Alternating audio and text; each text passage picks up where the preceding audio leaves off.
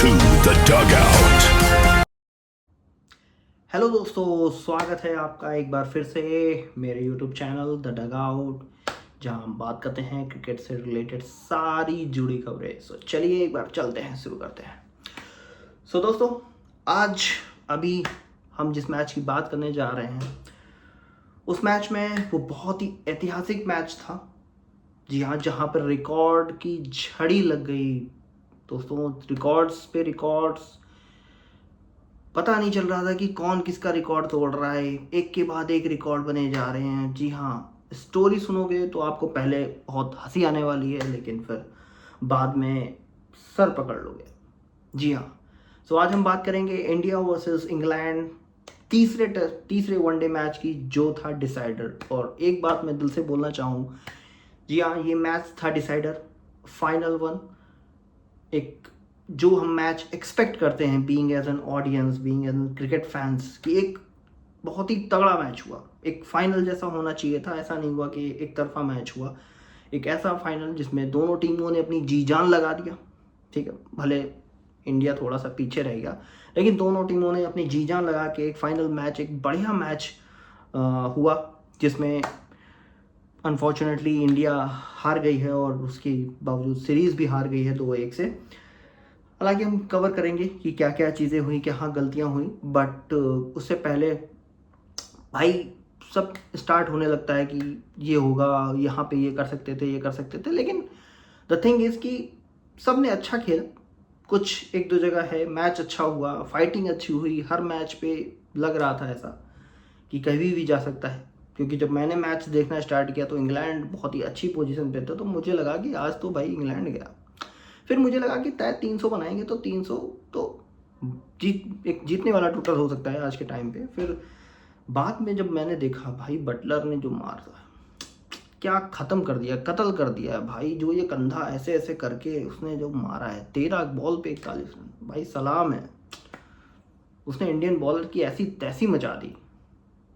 T20 mode उसके खून में घुस गया ऐसा लग रहा था। लॉर्ड्स के मैदान पे एक के बाद एक रिकॉर्ड टूटे जा रहे थे। इंडिया ने रिकॉर्ड बनाया, इंग्लैंड ने रिकॉर्ड बनाया, सब ने रिकॉर्ड बनाया। पहले थोड़ा सेटअप अब समझ लेते हैं कि कैसे स्टार्ट हुआ, क्या हुआ, ताकि आपको मज़ा भरपूर आना चाहिए। तो इंग्लैंड के पास पुराना हिसाब था 2018 से, बाइलैटरल सीरीज इंडिया से कभी जीत नहीं पाई है 2018 से। समझ लीजिए 8 साल का सूखा है उनके पास, और वो सूखा अब जाके ख़त्म हुआ है, वो भी सोचो। लेकिन सोचने वाली एक बात, बहुत ही बड़ी बात है कि इंडिया की कहाँ इंडिया लैग करी, बैटिंग कमज़ोर है, मैनेजमेंट कमज़ोर है, या फिर बॉलिंग। जो मेरा पॉइंट ऑफ व्यू है वो इंडिया की बॉलिंग। अभी बॉलिंग समझ नहीं आ रही इंडिया की, कहाँ कैसे क्या जा रहा है बॉलिंग में। और भाई बदला लिया है इंग्लैंड ने ऐसा कि पूरा छाप छोड़ दिया, कत्ल करके मारा है। सो शुरुआत करते हैं मैच से। टॉस जीता इंग्लैंड ने, पहले बैटिंग करी बेन डकेट। बहुत ही ताबड़तोड़ बल्लेबाजी दिखाई उस बंदे का। मैं माइंडसेट रखता हूँ, वो माइंडसेट हमेशा क्लियर रहता है। एक ही माइंडसेट के साथ बंदा आता है, तबाही मचाता है और चला जाता है। तो उस तबाही में उसने 143 रन का योगदान दिया। 143 रन। जैकब बेथल 2 मैच से बहुत ही बेकार खेल रहा था, इतना अच्छा नहीं था, इम्प्रेस नहीं किया था। बट आज के मैच में उसने 91 रन बनाए, एक सेंचुरी मिस हो गई लड़के से, लेकिन he is growing a very fantastic cricketer. मुझे ऐसा लगता है कि वो भाई बंदा फ्यूचर का बहुत ही बड़ा क्रिकेटर बनेगा। Being an England side, he will be a best cricketer आने वाले समय में, क्योंकि उसकी एटीट्यूड और क्रिकेटिंग स्किल्स देख के लगता है। सो डकेट और बेथल ने 192 रन की पार्टनरशिप बनाई। उसके बाद फिर आते हैं अपने जो रूट भाई साहब। भाई ये कुछ बैट्समैन ऐसे हैं जिन्हें, जैसे होता नहीं, हम लोग मोहल्ले में क्रिकेट खेलते हों और ऐसा लगता है कि भाई इन 4 में से अगर ये बॉलर आया सामने तो भाई कुछ भी सिचुएशन हो मैं मार दूंगा। तो भाई ये ऐसे ही बैट्समैन हैं। अगर मेरी समझ जब से है, मैं जब से क्रिकेट देख रहा हूँ, भाई मेरी समझ में कुछ बैट्समैन ऐसे हैं जो उनको इंडिया के बॉलर्स को देख के खुशी होती है। अरे भाई ये आया लप्पू वाला, इसको तो बहुत मारेंगे, ऐसी फीलिंग आती है। अगर मुझे याद हो तो पाकिस्तान के इंजमामुल हक, भाई उस बंदे को मैंने आउट होते हुए बहुत ही कम देखा है इंडिया के खिलाफ। दूसरे मैचों में आउट हो सकता है, इंडिया के खिलाफ पता नहीं क्या हो जाता है भाई, जैसे बैट नहीं रोड बन जाती है, बॉल पास ही नहीं होती थी। और एक और था यूनिस खान, सलमान बट और कुमार संगकारा, ये कुछ ऐसे बंदे हैं जो इंडिया की बॉलिंग देख के मन में एकदम बेचैनी हो जाती है कि ओहो भाई आज तो सेंचुरी है। ऐसा होता है। जो रूट फिर से 74 या 77 रन कुछ किए, उसने नॉट आउट गया है, आउट नहीं हुआ है। बंदे को आउट नहीं होना आता है इंग्लैंड के, आउट नहीं होना है भाई। सो फाइनल स्कोर खड़ा किया 387, लॉर्ड्स का अब तक का सबसे बड़ा स्कोर खड़ा किया फाइनल, आज तक का सबसे बड़ा टोटल है लॉर्ड्स के मैदान पे। और एक बात और है भाई, आज लॉर्ड खचा खच भरा था, माही भाई हो, एक्ट्रेस हो, ऋषभ पंत हो, भाई सारे ही आ रखे थे भाई। एक जश्न का पूरा माहौल सेट था, बस जश्न हुआ नहीं, बस ये समझ लीजिए पूरा माहौल सेट था। मुझे तो मेलबर्न की याद आ गई। और भाई सच बताऊं, एक समय पे मुझे लग रहा था कि आज मैं ऐतिहासिक मैच देख रहा हूँ, ये बहुत ही ऐतिहासिक मैच होने वाला है, लेकिन हुआ नहीं, वो बात दूसरी है। बट अब यहाँ से थोड़ा सा सीरियस होना है, क्योंकि यहाँ से मैटर खराब हो गया। जी हाँ, इंडिया ने स्टार्ट करी 387 का चेस होना, मुश्किल तो लगता ही है, बड़ा स्कोर है कि स्टार्ट अच्छी होनी चाहिए। बट हमारी जो क्लासिक शुभमन गिल हैं, उन्होंने थोड़ी सी लाज रख ली और स्टार्ट अच्छा गया। और भाई रोहित शर्मा क्या जवाब दिया है भाई, पूरी तरफ इंटरनेट पर रिटायरमेंट रिटायरमेंट रिटायरमेंट, और बंदे ने ऐसा मुंह तोड़ जवाब दिया अपने बल्ले से भाई। पहले तो बहुत स्लो, जैसा यूजुअली खेलता है वो स्लो, बट उसके बाद उसने इनिंग को बिल्डअप किया है जो, और फिर सेंचुरी मारी, एक ज़बरदस्त सेंचुरी। और मैं बोलना चाहता हूँ कि जहाँ पे जिसने भी ये लीक किया हो कि रिटायरमेंट लेने जा रहा है, भाई अपने दिमाग की जो फितूर है उसको अपने अंदर रखो और उसको अपनी बत्ती बना के डालो। किसी भी प्लेयर के बारे में ऐसा मत बोलो कि रिटायर होने जा रहा है। उसने सेंचुरी बनाई है आज के मैच में, और एक टाइम को मुझे ऐसा लगा था कि इंडिया के हाथ में कंट्रोल है पूरी तरह से। मुझे बहुत एक्साइटेड था कि मैं आज वीडियो बनाऊंगा और बस तालियों से स्टार्ट करूंगा वीडियो की, लेकिन ऐसा हो ना पाया। उसके बाद गिल 77 रन बना के आउट हुए और अच्छी स्टार्ट दी, अच्छा खेल रहा था लड़का।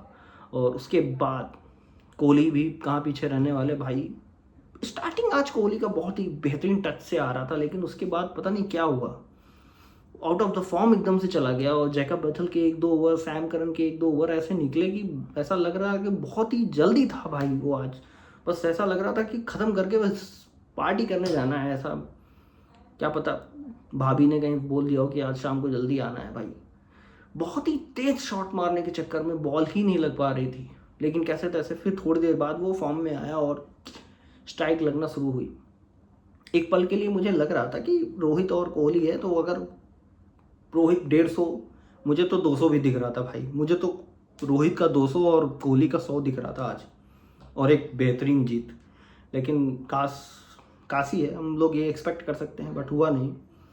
और जाते जाते फिर रोहित जैसे ही आउट हुआ, क्लीन बोल्ड हो गया। उसके बाद फिर ईशान किशन 1-2 शॉट्स खेले थोड़ा बहुत। उसके बाद अय्यर, मैं मानता हूँ कि अय्यर को थोड़ा सा वहाँ पे रुकना चाहिए था, हालांकि क्लोज हो रहा था काफ़ी, क्योंकि हमें बड़े शॉट्स की ज़रूरत थी वहाँ पर और तैयारी करनी चाहिए थी, बट थोड़ा सा टाइम लेना चाहिए था। अय्यर ने आते ही गेंद को उड़ाना चाहा और वो कैच दे बैठे, तो ये एक्सपेक्टेड नहीं था। थोड़ा सा यहीं पर आता है कि कोहली की जगह कौन लेगा, अगर कोई प्रेशर गेम में है कोहली की जगह कौन लेगा अगर ऐसे ही चलता रहा तो। और एक के बाद विकेट गिरते गए, और जब कोहली का विकेट गिर गया मैंने टीवी बंद कर दिया भाइयों, और टीवी बंद करके मैं चला गया, क्योंकि मुझे ये विश्वास नहीं था कि इतनी क्लोज जाके अगर एक ही बंदा है जो मैच जिता सकता था, वो था विराट कोहली, और वो आउट हो गया था। और अचानक से मुझे समझ नहीं आया कि क्या हुआ, और किसी बंदे के अंदर एक रिस्पॉन्सिबिलिटी नहीं कि थोड़ा सा रुक के शॉट्स खेले भाई। लेकिन पाजी ने आखिरी में जान लगा दी। पाजी ने कह रहा 1.25 लाख से एक लड़ावा चिड़िया से मैं बाज लड़ावा, साला मैं जिताऊंगा। पाजी ने आखिरी में दमखम लगाया, 3 बाउंड्रीज मारी अर्शदीप पाजी ने, लेकिन आखिरी में शहीद हो गए। बट ठीक है, एक मैच अच्छा था, ये नहीं कह सकते, मैच बहुत ही अच्छा था। पूरी गूज़बम्प आ रहे थे कि ख़त्म होने के बाद कैमरास इधर उधर सब कुछ दिखा रहे, सारे चेहरे दिखा रहे हैं जो भी अवेलेबल था। एक मुझे तो फील आ रही थी कि यार बेहतरीन मेलबर्न वाली फीलिंग आ रही थी कि एक बेहतरीन मैच होगा और कोहली आज फिर एकदम जोश में आएगा कि बस कर दिया भाई एक बार फिर से लॉर्ड्स के मैदान में। लेकिन हो नहीं पाया अनफॉर्चुनेटली। फिर मैच ख़त्म होने के बाद फिर से रोहित शर्मा और गौतम गंभीर की बालकनी में बातचीत हो रही थी। अभी कल के वीडियो में फिर से मत आने लगना कि भाई रोहित शर्मा रिटायरमेंट ले रहे। भाई नॉर्मल बातचीत हो सकती है, कुछ घर परिवार की बातें हो सकती हैं, कुछ और बातें हो सकती हैं। रिटायरमेंट ही नहीं है एक प्रायोरिटी, कुछ और बात हो सकती है। साला कुछ दिन बाद ऐसा होगा कि ये लोग कहीं खड़े होकर बातचीत नहीं करेंगे, इशारे में बातें करेंगे कि साला कैमरा रिकॉर्ड हो जाता है फिर रिटायरमेंट चलता रहता है। तो ऐसा नहीं है कि वो रिटायरमेंट ही होगा, बट बात करते हुए कैमरामैन ने रिकॉर्ड कर लिया है। सो अब क्या पता कल की मीडिया में यही आ जाए कि ये भाई इंग्लैंड की धरती पे आखिरी मैच होगा, आखिरी सेंचुरी लगा दी है, बढ़िया माहौल सेट हो गया है, सेंचुरी लगा दी है तो चलो हो जाए। नहीं भाई, 2027 वर्ल्ड कप ध्यान रखना है। सो तो कुल मिलाकर ये है कि सीरीज़ तो हमने गंवा दी है और काफ़ी बेइज्जती हुई है, क्योंकि 8 से हमने बायलैटरल सीरीज हारी नहीं थी, वो हार चुके हैं अब हम।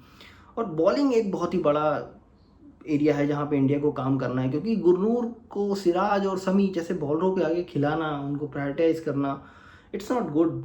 हालांकि प्रिपरेशन ज़रूरत है बट ऐसा नहीं है। अच्छे बॉलर्स तुम्हारे पास हैं, उनको तुम बैठाल कर ऐसे बॉलर्स को लेके जाओगे तो हार ही हाथ लगेगी और कुछ नहीं है। सो दोस्तों, ये तक था आज का वीडियो, आज की कवरेज। आपको कैसा लगा आप बताइए कि कैसा लगा रोहित की इनिंग, और आज की हार का सबसे बड़ा जिम्मेदार कौन है, इंडिया की बॉलिंग, मैनेजमेंट, या फिर बैटिंग में तो कोई कमी नहीं थी। बैटिंग में मिडिल ऑर्डर थोड़ा सा कोलैप्स हो गया। जो भी हो आप अपने कमेंट्स छोड़िए, और भाई प्लीज़ सब्सक्राइब कर लीजिए, सबसे बड़ी रिक्वेस्ट है आपसे। देखने मैं जानता हूँ सबसे बड़े जितने लोग देखते हैं सबसे ज़्यादा सब्सक्राइबर कम है, तो प्लीज़ सब्सक्राइब कर लीजिए और फॉरवर्ड करिए अपने दोस्तों, अपने रिलेटिव्स के साथ, और सपोर्ट कर दिए ऐसे ही। जय हिंद, जय भारत।